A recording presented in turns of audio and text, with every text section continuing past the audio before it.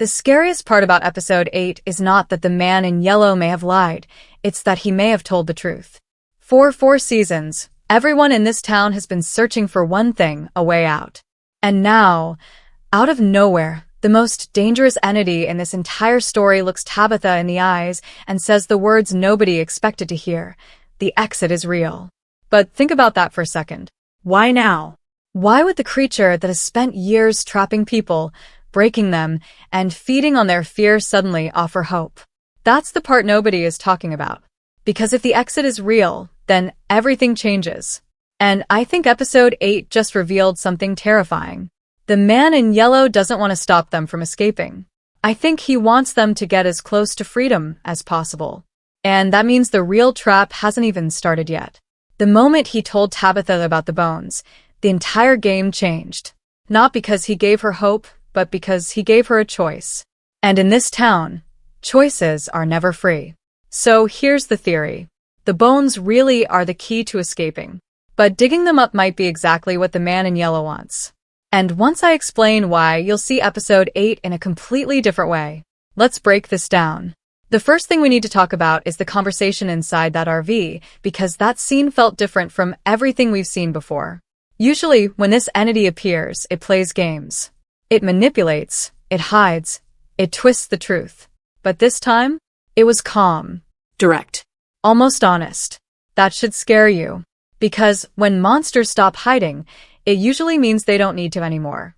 When Tabitha stepped inside and saw him there, dressed in yellow again, surrounded by Ethan's drawings, it immediately felt important. Those drawings weren't random. The show made sure we saw them. That means they matter. And Ethan has always been connected to this place in ways nobody fully understands. He sees things before they happen. He draws symbols before anyone knows what they mean. He's almost like a map to the town itself. So, why would the man in yellow be surrounded by Ethan's drawings? Simple. Because he understands the map better than anyone. That means when he tells Tabitha about the bones, he knows exactly what they lead to. And that's why I think he wasn't lying. He tells her nobody has ever dug them up. Nobody has ever tried. And that alone changes everything because it means this mystery has been sitting there untouched the entire time. Hidden. Waiting. But here's what matters most. He doesn't say, dig them up and you'll be free. He says something much darker. He warns her it could lead to salvation, or it could unleash suffering beyond imagination. That wording matters. Because that's not an answer. That's a setup. Think about it. If Tabitha digs up the bones and something horrible happens, she'll blame herself. If she doesn't dig them up and everyone stays trapped, she'll still blame herself. That's not hope. That's psychological warfare. The man in yellow just placed the entire future of the town in Tabitha's hands. And he did it on purpose. Because this thing has always weaponized guilt. Look at Boyd. Look at Sarah. Look at Kenny. Every single person in this town is carrying guilt for something. And now Tabitha is next. But here's the bigger question. Why Tabitha? Why not Boyd? Why not Jade? Why choose her? And I think the answer is bigger than people realize. Tabitha has become the emotional center of this story. She's lost Jim. She's connected to Victor. She's linked to the children.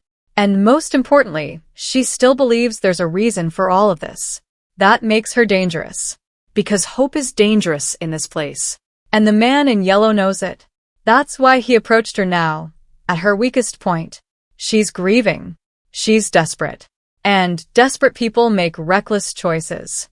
That's what he's counting on. But this is where the theory gets even darker. Because I don't think this scene was just about Tabitha. I think it was also about Henry. And once you connect those two storylines together, you realize the man in yellow may be setting up the biggest disaster this show has ever seen. Because while Tabitha is being handed hope, Henry is being handed madness. And both roads are leading to the exact same place. Now this is where everything starts connecting. Because while Tabitha is standing there being offered a possible way out, Henry is going through something that should have everybody worried. At first, his visions felt random. Confusing. Like his mind was breaking apart. But episode 8 made it clear they are not random at all. They are controlled. Engineered. And the message inside them is terrifying. Henry keeps seeing himself waking up in what looks like a care facility, hearing voices telling him that none of this is real, that the town is a dream, that everyone trapped here is sleeping, and the only way to wake up is to end the dream. That sounds familiar, doesn't it? Because we've heard that before. From Abby. And that's not coincidence. That's the pattern. Abby believed the exact same thing. She became convinced the town was fake, that death wasn't real, and that killing people would wake them up. In her mind, she wasn't murdering anyone. She thought she was saving them. And that belief destroyed everything. Boyd had to stop her. Boyd had to kill his own wife. And that pain has never left him. Now look at Henry. Same words. Same belief. Same idea being planted into his mind. That means something is repeating. And in this place, repetition is never random. It's ritual. The most disturbing part is how it started. Sophia poisoned Henry. But it wasn't normal poison. It was blood. The man in yellow's blood. And that changes the whole meaning of what's happening. Because now Henry isn't just sick. He's infected. Connected. It's almost like the blood acts as a doorway, letting this entity reach into his mind and shape what he sees. That would explain the visions. It would explain the dreams. And it would explain why Henry is hearing the exact same lie Abby heard years ago. Because it's not a memory. It's a script. A script the town keeps replaying. Different person. Same outcome. And if that's true, then Henry may be standing right at the edge of becoming the next Abby. Think about how dangerous that is. A man who believes reality is fake. A man who believes death is freedom. A man who thinks killing people is actually saving them. That's not just dangerous. That's catastrophic. And this is where Boyd's forest vision becomes important. Because in episode 8, Boyd sees something horrifying. Bodies. Kenny, Jade, Donna, Tabitha, Ellis. dead. Covered in blood. At first, it looked like fear. Maybe grief. Maybe trauma. But I don't think it was. I think it was a warning. And now the pieces fit. Henry is hearing Abby's delusion. Boyd is seeing bodies. Tabitha is being offered hope. All in the same episode. That cannot be coincidence. That is setup. The man in yellow is moving pieces across the board at the same time. One move creates hope. The other creates chaos. And when those two collide, people die. Imagine this. Tabitha tells everyone about the bones. Suddenly, the town has hope again. For the first time in forever, there's a real mission. A real purpose. Dig up the bones. Find the exit. Escape. But while everyone is focused on that hope, Henry snaps. He picks up a gun. He believes killing them will wake them up. And suddenly the town tears itself apart from the inside. That's the perfect trap. Because the man in yellow doesn't have to kill anyone himself. He never does. He lets them do it. That's always been his method. Manipulation. Push the right person. At the right time. In the right emotional state. And then watch everything collapse. That's why the exit being real is so dangerous. Because if it's fake, people lose hope and move on. But if it's real, people fight for it. People kill for it. People sacrifice for it. Hope makes people reckless. And reckless people are easy to control. That's what the man in yellow understands better than anyone. He doesn't need monsters in the woods when he can turn the town against itself. And I think that's exactly what we're about to see. Because episode 8 wasn't about escape. It was about positioning, moving every character into place, setting the trap. And if I'm right, then the bones are not just the key to getting out. They're the key to triggering the final phase of whatever this place really is. And once those bones come out of the ground, there may be no putting them back. And this is the part nobody is ready for. Because I don't think the bones are the end of the mystery. I think they're the beginning of something much worse. Look at the pattern of this show. Every time someone gets close to understanding this place, the town reacts. When Jim started building the radio tower, strange things happened.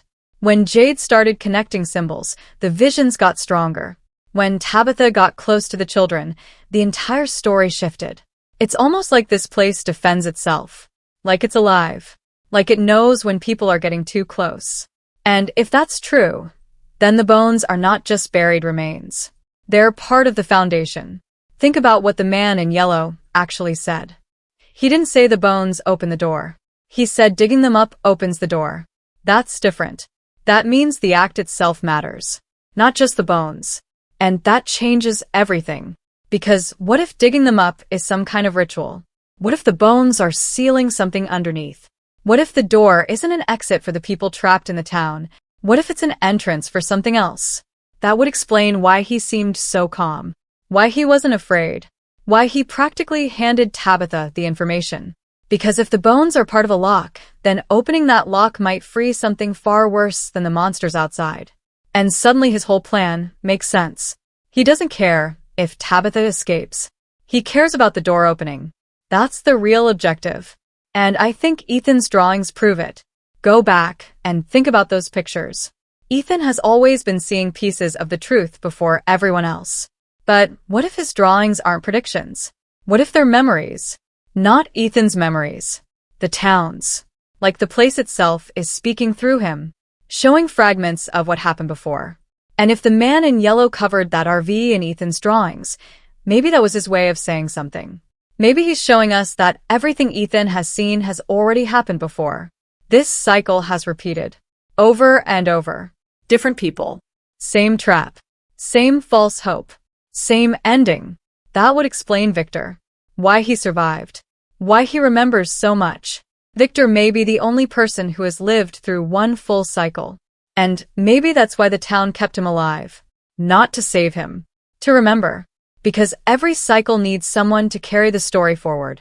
Someone to guide the next group right back to the same point. Right back to the bones. And if that's true, then Tabitha isn't breaking the cycle. She's completing it. That's the terrifying part. Everything she thinks is leading toward freedom might actually be leading toward repetition. And the man in yellow knows it. That's why he smiled. Because from his perspective, the trap already worked the moment she listened. The moment she believed him. The moment hope entered her mind. That was the real victory. And now look at everyone around her. Boyd is cracking under the weight of everything he's carrying. Henry is slipping deeper into the dream. Jade is obsessed with solving the symbols. Victor is terrified of what comes next.